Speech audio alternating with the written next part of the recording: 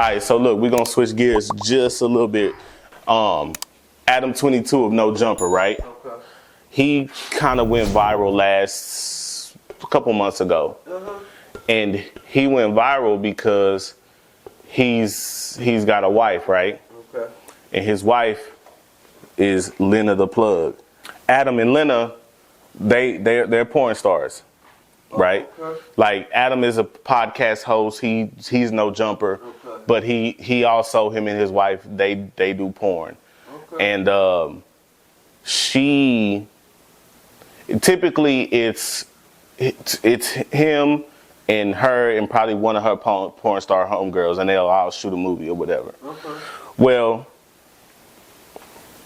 in particular, you know, I guess right when they get married, right after they get married, she comes to him and says, "Hey, I've always wanted to do a scene with a guy." Anyway, he received a lot of backlash because the tape happened, and he received a lot of backlash, and it just kind of sparked a conversation in the world. Let me ask you this: what's your reaction seeing that? Whatever make them sleep better at night. I mean, I'm not into it, but that's been going on. I've been hearing about that kind of stuff since I was a youngster. Really? Yeah, that's been going on. I've heard a couple of my partners, I ain't gonna say who they are, Right. but I heard them say, yeah, I used to work for this guy, and he'd pay me to hit his wife while he watched. Yeah. You know, that kind of freaky stuff. Right. Yeah, no, man, I don't. Yeah. I ain't into all that kind of. I'm not gonna say the word on camera because I think I'm gonna have to bleep it out anyway.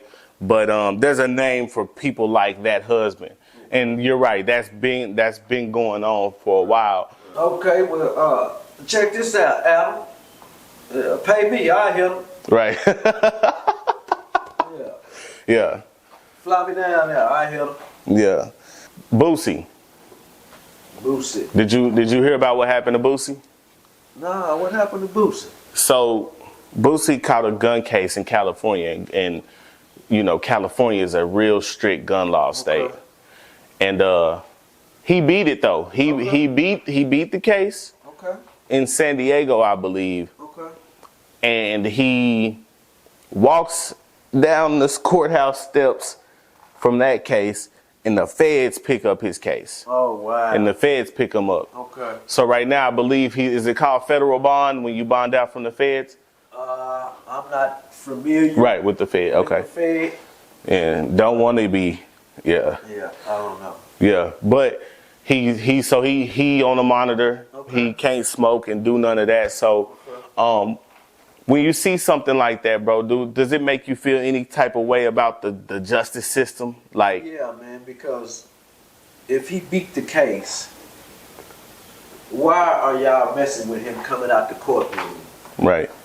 Man, shout out to Boosie, man. Yeah, From what I've seen, and you know, I listen to his music, man. He a real one, man. yeah, And see, that's the thing, man.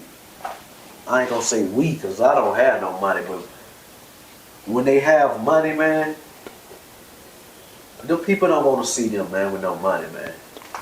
And and we kind of put ourselves in predicaments, but they don't want to see us with nothing, man. right. Yeah, so yeah, man, keep your head up, homie. Yeah, nah, for real, bro. I think it's I think you're 100% right. He been targeted for a long time. Yeah. Part of me feels like, you know, you also have the responsibility, knowing that you targeted, knowing that you Lil Boosie, to keep yourself, like you said, we put ourselves in predicaments. Right. One interesting question about Boosie, and I think this is a good, just interesting debate point for the comments. Okay. Boosie one time said that in the South, he bigger than Jay-Z. Could you agree with that statement? I agree with that. Okay. Yeah, I agree with that. Right. Yeah. Right. And I agree with it too. And in the grand scheme of it, he's not bigger than Jay-Z. Right. But in our areas, Yeah. in this South, Right. Boosie is bigger than Jay-Z. Yeah. Because You know, Jay-Z didn't come to our hood clubs Right. on his come up and That's right. and you know and touch the people and Yeah. you know what I'm saying. Yeah. On the East Coast, they just got a different vibe to where, you know, it's hard for a lot of us, and I think it's the same way with them, but it's hard for us to kind of vibe with some of that music. I mean, for the most part, I think down south, we all kind of like Dipset. You know what I'm saying? We all liked the 50 Cent. You know what I'm saying? But like people like Jay-Z, maybe Nas, people that rap like they rap, I think it was harder for them to catch on like that. You know what I'm saying? Well, you had to be from that era though. Right. Because you probably speaking from your era. Right. No, see, the era I come from, he talking that slick shit. Jay-Z talking that slick shit. Yeah. That get money shit. Right. And Yeah. and that's what we was on. Right. You know what I mean? So yeah, he probably just speaking from a generation. Right. Oh no, we fucked with Jay. Yeah. Sure. Yeah. So from my perspective, I felt like we messed with Jay because of the Big Pimpin' song with Pimp C and Bun B. But you saying like, nah, Jay-Z was talking that talk back then. Yeah, shit. I've been fucking with Jay. Yeah. Oh yeah. Yeah, let's get, okay, cool. This ain't, Jay-Z, this one thing I'll give him and I like about him. I like the stuff he talks now. You know what I'm saying? Yeah. But one thing, I think Jay-Z did something that a lot of artists didn't do and can't do. Jay-Z kind of switched up his lyrical content with his fans, right? Okay. So like Jay-Z is almost 50. Okay. You almost 50, right? So y'all pretty much around the same age. Right. So when y'all were 21, what he was rapping about, Right. you could feel that. Right.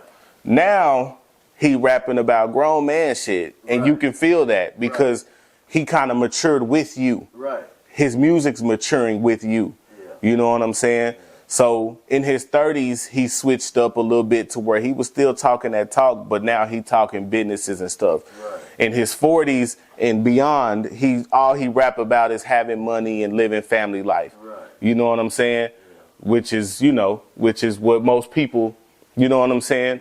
In that age group are focused on. So, you know what I'm saying? So that's one thing I give Jay-Z. I like that he kind of matured his music with his fan base. Yeah, but he still talk that slick shit. Oh yeah, he do. You just gotta know the metaphor. Yeah. You know what I'm saying? Yeah. Yeah, he talk that slick shit, that get money shit still. Right. Yeah. Yeah, because that's always gonna be him. Yeah. You know what I'm saying? Get money, get fly. Right. Live like this. You know, enjoy yourself, live life. Right. Oh, he talks that slick shit, man. Right. Yes, Yeah. One thing I like about the music back then too, bro, is that they seems like today music we promote being a pill popping perk head. Right. You know. See, I don't like that, man. Yeah. I don't like that because, like, it go back to what we said earlier. It's promoting negativity. Right. You know what I'm saying? We're Right. already living in a world where you come outside, you're going to see negative stuff anyway. You know what I mean? Right. But come on, man. The music, oh, it's cool to be. That's not cool. Right. Okay. They beefing. They out here beefing. Right. Say they out here gang banging. Right.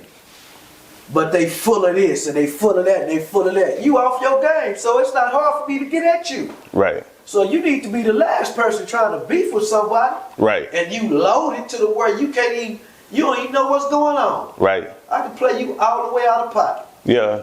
One of them Chicago dudes said being high is the leading cause to people dying out there because it's so cracking out there that your head got to be on a swivel. Right. That people being intoxicated or high is 90% of the reason why they get popped. Yeah, and it's 90% of the reason why they get into it. Right. Yeah. Because just because the drug is out there, that don't mean everybody's supposed to use it. Right. Because some people are already mentally not there. Yeah, chemically imbalanced and everything.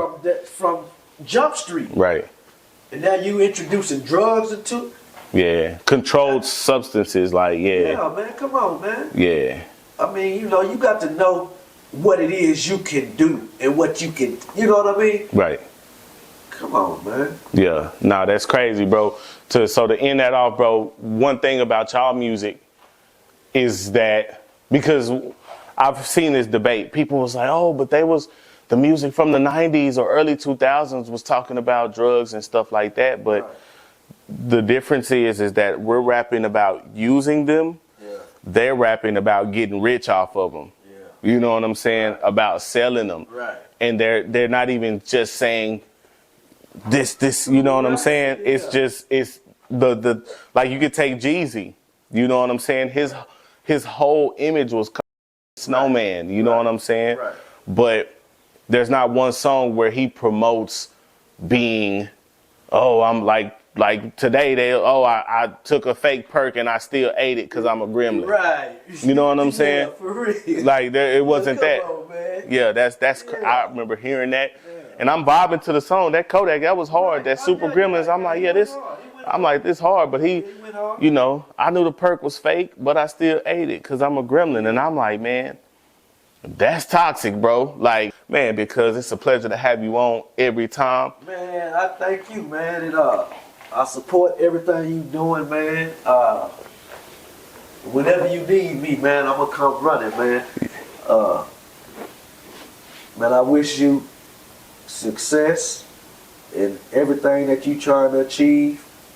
And I just appreciate you having me on here, man. I'm just the old nobody, man, just trying to live out here, man. Oh, no. That ain't going to be the case for too much longer, man. Everybody, I think they already know off that one clip, bro. But, man, if you missed that part of the video, rewind to the front because we addressed that. So, man, I appreciate that because, man, much love always, bro. Yes, sir.